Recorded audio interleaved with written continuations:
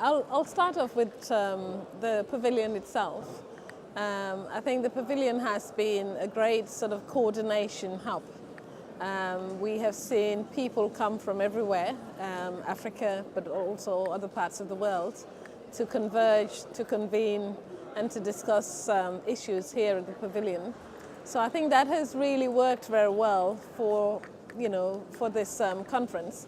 But it has also been more than a meeting place. It has been a symbol of unity.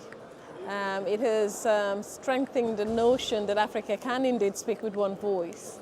And we have seen 4 Pan-African institutions that have been able to put their heads together planning-wise, but beyond the planning, to think about a series of events, a series of meetings that would actually convey just how important Africa is as a stakeholder in this conference.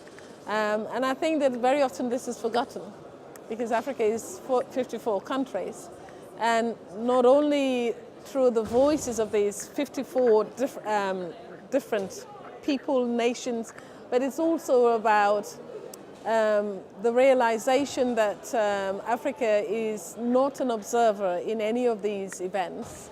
Africa, if the 50 countries of Africa were to work out of the negotiations, then we would not have an agreement.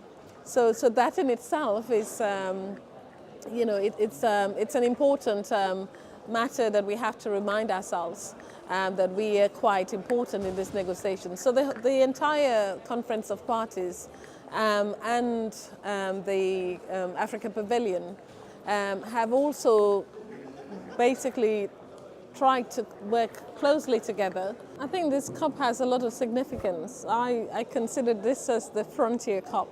It's a COP of humanity. If we do not decide on an ambitious agreement here, then I think we've missed it. I don't see the chances of that happening anywhere else. So I think that it has been symbolic for many regions of the world, but especially for Africa. People haven't just come here passively and waiting for things to happen.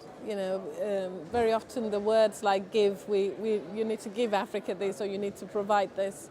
I don't think that this is the spirit with which Africa has come to this COP. The idea here is that we need to have our own development plans and ambitions. What we want is to ensure that climate change is aligned with those development plans and ambitions. And I think that just by having 2 Pan-African initiatives, the one on renewable energy and the other one on adaptation and loss and damage, means that there are some very bold and tangible proposals that have been put on the table. So I think part of the spirit is the spirit of the most ambitious plans that have come through the INDCs, the intended national determined contributions, have come from Africa.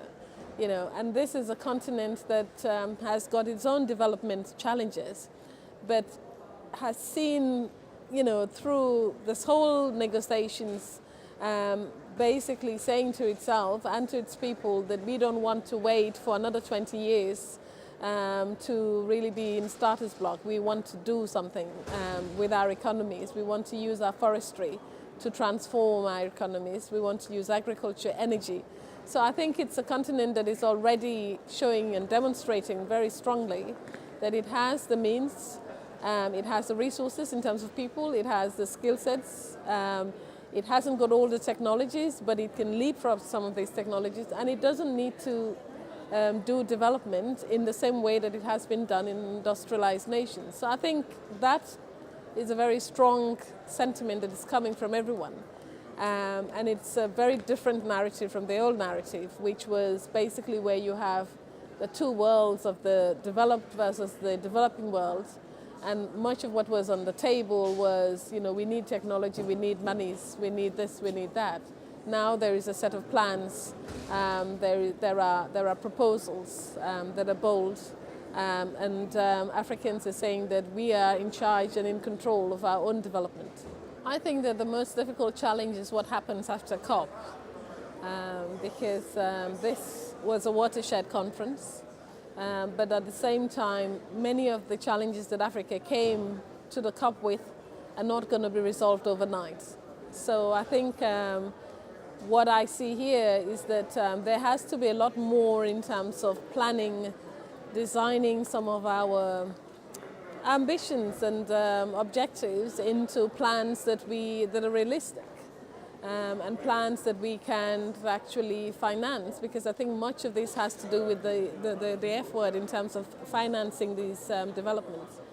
So I think that what comes out would be a lot more difficult, a lot more challenging, but I think because of the fact that we already know where we want to go to, it might be much easier now to see how those plans can be implementable.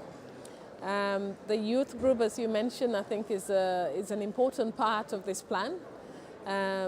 Many people feel that the youth are going to be the future leaders of tomorrow, but I think we also need to say, beyond the advocacy side of what youth can say here, we need to be able to see how we can open up new streams of opportunities for them so that they can tap into.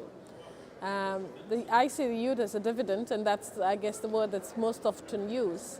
But it's a dividend that has to be managed. We have to be able to find ways of ensuring that the youth can be very much part of the broader sustainable development that we want to see. And the ways in which we can do that is open up the opportunities that are available in many of the climate sectors to see how they can become ready-made entrepreneurs and be very much part of that narrative changing story, because I think that's where they need to be.